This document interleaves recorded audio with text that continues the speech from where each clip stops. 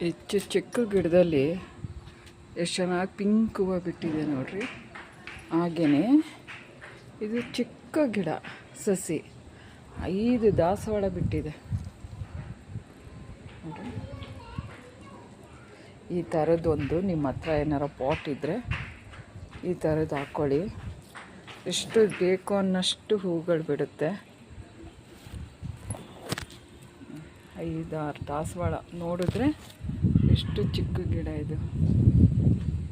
ನನಗಂತೂ ತುಂಬ ಪೂಜೆಗೆಲ್ಲ ತುಂಬ ಯೂಸ್ ಆಗ್ತಾಯಿದೆ.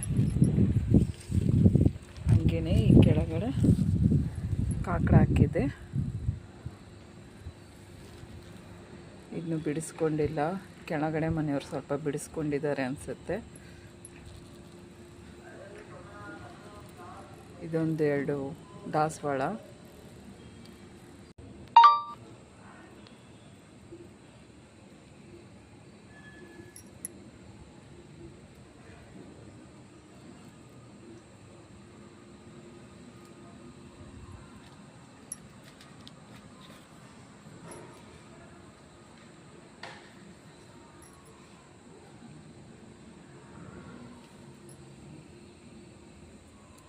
ಇದು ಅಡಿಕೆ ಸಸಿ ಅಂತಾರೆ, ಯಾರೋ ಕೊಟ್ಟಿದ್ರು. ನಮ್ಮ ಹತ್ರ ಅಂತೂ ತೋಟ ಇಲ್ಲ, ಪಾಟಲ್ಲಿ ಹಾಕಿದ್ದೀನಿ.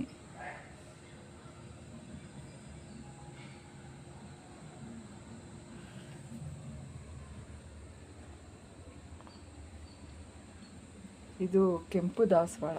ಚಿಕ್ಕ ಪಾಟಲ್ಲಿ ದಿನಕ್ಕೆ 2-3 ದಾಸವಾಳ ಬರುತ್ತೆ.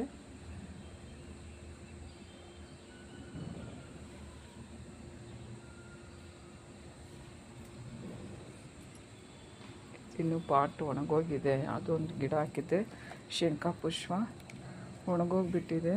ಬೀಜಗಳಿದೆ, ಹಾಕಬೇಕು.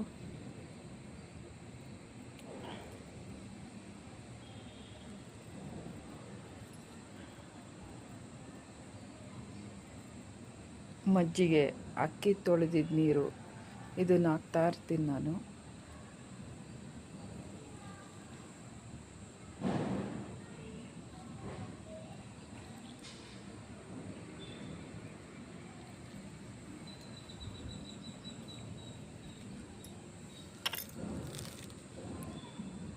ಈ ಸೈಡಲ್ಲೆಲ್ಲ ಕಿತ್ಬಿಟ್ಟವ್ರೆ ಕೆಳಗಡೆ ಮನೆಯವರು.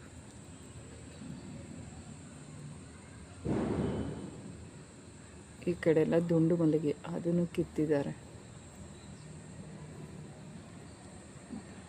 ಆ ಕಡೆ ಎಲ್ಲ ಹೋಗೋಕ್ಕಾಗಲ್ಲ, ಎಳೆ ಬಳ್ಳಿ ಇದೆ.